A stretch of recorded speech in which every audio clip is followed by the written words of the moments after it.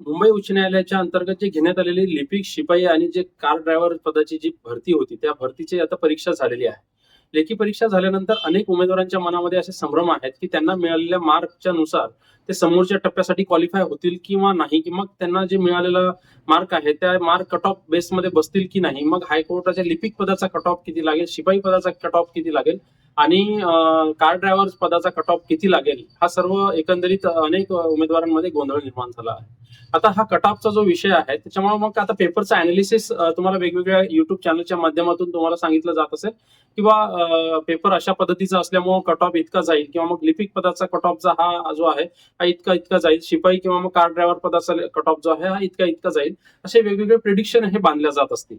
परंतु आपण आपल्या या लिगल वन युट्यूब चॅनलच्या माध्यमातून तुम्हाला जे पेपरचा जो एकंदरीत अनालिसिस आहे, तर सर्व अनालिसिस कशा पद्धतीनं राहणार आहे, लिपिक पदाचा जो परीक्षा झाली आहे त्या परीक्षांचं संपूर्ण महाराष्ट्रातील वेगवेगळ्या जिल्ह्यांमध्ये उमेदवारांना कसे मार्क्स पडले आहेत किंवा मग कशा पद्धतीचा पेपर अनालिसिस झालेला आहे त्याची सविस्तर माहिती पाहूया.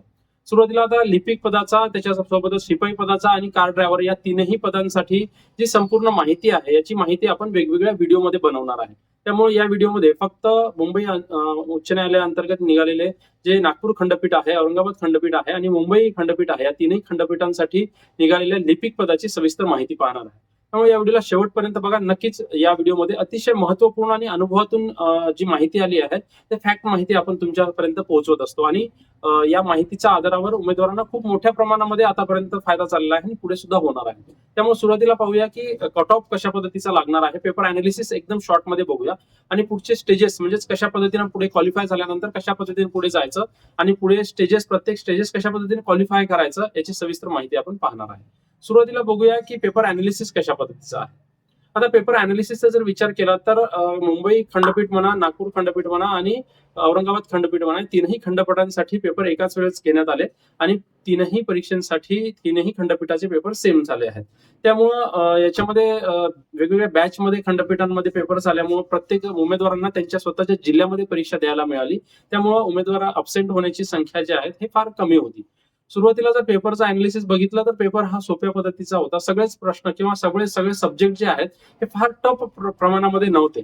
तरी सोप्या पद्धतीचा जरी प्रश्न असला किंवा मग पेपर जरी असला तरी अनेक उमेदवारांचे जे सिली मिस्टेक म्हणा किंवा मग अनेक उमेदवारांचे जे कन्फ्युजिंग क्वेश्चन्स म्हणा, तर सोपे प्रश्न आल्यामुळे अनेक उमेदवारांना थोडेसे प्रश्न जे आहेत हे कन्फ्युजिंग गेलेले आहेत आणि अनेक उमेदवारांचे सिली मिस्टेक सुद्धा झालेले आहेत. त्यामुळे जो तुमचा कॉम्पिटिशन आहे म्हणजे उदाहरणार्थ 100% उमेदवारांपैकी 10-20% तर उमेदवार अब्सेंट होते. त्यासोबतच जे 10-20% आहेत ते त्या उमेदवारांना पेपर अजूनही म्हणजे पहिल्यांदा पेपर देत असल्यामुळे किंवा अनेक उमेदवार हे पेपर देत आहे म्हणून द्यायचं असल्यामुळे पेपर दिलेला आहे. त्यामुळे तुमचा खरा कॉम्पिटिशन जो आहे हा 50 ते 60% उमेदवारांमध्येच आहे. त्यामुळं ज्या उमेदवारांना आता लिपिक पदांसाठी जो आहे टोटल 90 प्रश्नांचा तुमचा पेपर होता. तर 90 प्रश्नांपैकी वेगवेगळ्या सब्जेक्टचा जर विचार केला तर सब्जेक्टमध्ये चांगल्या पद्धतीचे मार्क्स तुम्हाला कव्हर करणं गरजेचं होतं. आता 90 पैकी कट ऑफ कितीवर लागेल हा नंतरचा प्रश्न, पण त्यापूर्वीचा विषय असा आहे की तुम्हाला जो पेपर अनालिसिस करायला दिलेला आहे तर त्या आन्सर की नुसार अनेक उमेदवारांना मार्क्स जे आहेत हे 90 पैकी 80 पडले असतील, काहींना 75 पडले असतील, काहींना 85 पडले असतील, काहींना 86 पडले असतील किंवा काहींना 60-50 असे सुद्धा मार्क्स असतील. तर कट ऑफचा जर विचार केला तर तुम्हाला 65 प्लस वाल्यांना, 60 प्लस वाल्यांना म्हणजे टायपिंग टेस्ट म्हणजे स्किल टेस्टची तयारी करायला पाहिजे, याच्यामध्ये नो डाऊट आहे. आता ज्यांना मार्क्स जास्त असतील तर त्यांचं हे मार्क्स जे आहेत हे फायनल रिझल्ट साठी कन्सिडर केले जातात, याची तुम्हाला माहिती मी आताच देऊन देतो. म्हणून प्रत्येक स्टेजेस जे आहेत हे प्रत्येक स्टेजेसचे मार्क जे आहे हे खूप मॅन्डेटरी किंवा खूप महत्वाचे असतात. आता ज्या उमेदवारांना 60 प्लस आहेत किंवा मग 65 प्लस आहेत त्या उमेदवारांना टायपिंग स्किल टेस्टची तयारी चांगल्या पद्धतीने करायला पाहिजे. स्किल टेस्टची तयारी आणि त्याच्यानंतर इंटरव्ह्यू असे 2 स्टेजेस अजून याच्यामध्ये शिल्लक आहेत. त्यामुळे आता हायकोर्टाची जर लिपिक पदांची जर विचार केला तर हायकोर्टामध्ये फक्त इंग्लिश टायपिंग एवढंच तुम्हाला टायपिंग आहे. म्हणजे स्किल टेस्टसाठी फक्त इंग्लिश टायपिंग ते पण 40 ची स्पीड आहे. म्हणजे इंग्लिश 40 तुम्हाला मागितलेली आहे. इंग्लिश 40 म्हणजेच काय, तुम्हाला एका मिनिटामध्ये तुम्हाला 40 शब्द टाईप करून दाखवायचे असतात अॅक्युरसी सहित. त्यामुळं उमेदवारांना आता टायपिंग, आता समोरचा टप्पा बघूया की आता स्किल टेस्ट म्हणजे पुढचे स्टेजेस काय आहेत. आता स्किल टेस्ट ची माहिती पाहत असताना तुम्हाला टायपिंगची चांगल्या पद्धतीनं तयारी करायला पाहिजे. टायपिंगची तयारी करत असताना तुम्हाला डेलचा सॉफ्ट जो कीबोर्ड आहे तोच कीबोर्ड यूज करायला पाहिजे आणि पीसीला मॉनिटरिंग पीसीलाच तुम्ही त्याची तयारी करायला पाहिजे हार्ड कॉपीवर. अनेक उमेदवारांचे प्रश्न होते की तुम्ही हार्ड कॉपीवर प्रॅक्टिस करावी की सॉफ्ट कॉपीवर किंवा मग स्क्रीनला. तर मॅक्झिमम हार्ड कॉपीवर तुम्ही प्रॅक्टिस करायला पाहिजे. लिगल पॅसेज किंवा मग नॉर्मल जे पॅसेजेस आहेत ते पॅसेजेस तुम्ही त्याची तयारी करायला पाहिजे. 10 मिनिटाचं तुमचं टायपिंग टेस्ट असते. 10 मिनिटामध्ये तुम्हाला म्हणजेच 400 शब्द तुम्हाला टाईप करून दाखवायचे असतात. अॅक्युरेसी. आता अॅक्युरेसी आणि स्पीड हे दोन्ही मेंटेन करण्याची बरेचसे टेक्निक जे आहेत आपण आपल्या लिगल वन या युट्यूब चॅनलवर मागचे अनेक व्हिडिओ म्हणजे डिस्ट्रिक्ट कोर्टा संबंधितचे व्हिडिओ सुद्धा तुम्हाला कामी येणार आहे. तर त्याची सविस्तर माहिती तुम्हाला मागच्या व्हिडिओमध्ये दिलेली आहे. जे उमेदवारांनी टायपिंग टेस्टची तयारी करत आहेत त्या उमेदवारांनी आपले आधीचे व्हिडिओ सुद्धा तुम्ही प्लेलिस्ट मध्ये जाऊन तुम्ही बघून घ्या. तर आता अॅक्युरेसी आणि स्पीड मेंटेन करायची असेल तर सुरुवातीला तुम्ही अल्फाबेट्सवर मॅक्झिमम फोकस करा. त्यानंतर तुम्ही वर्ड्सवर चांगल्या पद्धतीनं पकड कमांड निर्माण करा आणि त्याच्यानंतर मग पॅसेज टायपिंग करा. इथून सुद्धा तुम्हाला 1 ते 1.5-2 महिना तुम्हाला अजून टायपिंगसाठी मिळू शकतात. 1.5 महिने तर कुठेच गेले नाही.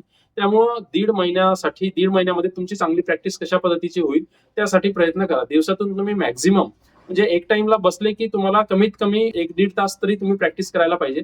सुरुवातीचा 1-2 पॅसेज जे आहेत तुमचं कॉन्सन्ट्रेशनसाठी जातं आणि त्याच्यानंतर मग तुमची स्पीड ही हळूहळू वाढत जाते.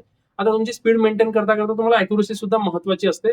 तर अॅक्युरेसी मेंटेन करण्यासाठी तुम्हाला कॉन्सन्ट्रेशन खूप महत्वाचं असते आणि याही व्यतिरिक्त जो बाहेरचा गोंगाट आहे, बाहेरचं वातावरण आहे किंवा किटकिट किटकिट किटकिट कीबोर्डचा जो आवाज आहे, कीबोर्डचा आवाज सुद्धा त्याची सुद्धा तुम्हाला सवय लावायला पाहिजे. कीबोर्डचा जो व्हॉइस आहे त्या व्हॉइस सोबतच तुम्हाला टायपिंगची प्रॅक्टिस करायची आहे कारण तिथलं वातावरण तसं असतं.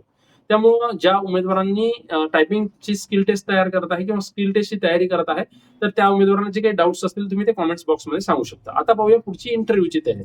आता ज्यांची टायपिंगची काही बिनधास्त असेल, टायपिंग स्पीड चांगली आहे तर त्या उमेदवारांसाठी इंटरव्ह्यू हा एकदम बेसिक असतो. इंटरव्ह्यूचं काहीच टेन्शन घ्यायचं नाही. ज्यावेळेस टायपिंगची स्किल टेस्ट झाल्यानंतर आपण इंटरव्ह्यू नंतर काय करायचं याची सुद्धा सविस्तर माहिती पाहणार आहे. त्यामुळं जे उमेदवारांना काही अडचणी असतील, डाऊट असतील तर तुम्ही आपल्या कॉमेंट्समध्ये ते सविस्तर तुमचे डाऊट्स प्रश्न विचारू शकता. तुमचे जे तुम्हाला मिळालेले जे मार्क्स आहेत ते मार्क्स सुद्धा तुम्ही कॉमेंट्समध्ये सांगा म्हणजे त्याच्या बेसवर तुम्हाला पुढची प्रोसेस काय आहे त्याच्यासाठी तुम्हाला रिप्लाय दिले जाईल. बाकीच्या युट्यूब चॅनलच्या आधारावर किंवा मग इकडच्या तिकडच्या गोष्टी घेऊन आपण ते सांगत नाही. एकदम अनुभवाच्या बेसवर ह्या गोष्टी तुम्हाला सांगतो. व्हिडिओमध्ये थोडंसं लांब होत असेल किंवा मग व्हिडिओला डिस्टन्स येत असेल किंवा मग दर रविवारी आपण हे व्हिडिओ घेऊन येणार आहे. तर या पद्धतीची तुम्ही प्रॅक्टिस करा, या पद्धतीची तुम्ही स्पीडची अनालिसिस करा. त्याच्यामुळे ज्या उमेदवारांचं पेपरचे मार्क्स कमी आले आहेत त्यांनी टेन्शन घेऊ नका. त्यांनी दुसऱ्या परीक्षेची तयारी करा. पुढच्या 1-2 वर्षामध्ये डिस्ट्रिक्ट कोर्टची सुद्धा रिक्रुटमेंट येणार आहे. त्यामुळं या सर्व बाबींचा अभ्यास करून विचार करून तुम्ही पुढची तयारी करायला पाहिजे. बाकी काही अडचणी असल्यास तुम्ही आपल्या कॉमेंट्स बॉक्समध्ये तुम्ही सांगू शकता. तुम्ही या चॅनलवर जर नवीन असाल तर नक्कीच या चॅनलला सबस्क्राईब करून घ्या म्हणजे पुढचे व्हिडिओची नोटिफिकेशन तुमच्यापर्यंत येत राहील. हा व्हिडिओ आवडल्यास नक्की लाईक करा. नमस्कार.